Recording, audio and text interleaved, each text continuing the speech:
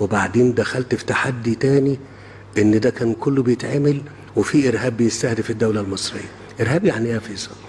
يعني تفجير مدارس، تفجير كنايس، تفجير جوامع، تفجير بنية تحتية، مقتل ناس في الشوارع. كان الناس في الوقت ده المصريين يقولوا ايه؟ ادونا الامان وما ناكلش، ادونا الامان، خلونا نمشي في الشوارع بامان وسلام ومش عايزين ناكل. انت النهارده يعني بتعوضع شديد برضه يا فيصل.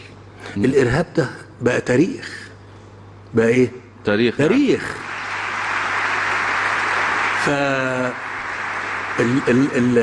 فاللي انا اقصد اقوله ان انا ما كنتش اقدر غير امشي في سياق مش التحديات المتوازيه دي ما اقدرش غير انا اعمل لها اجابات، حلول، مقترحات متكامله.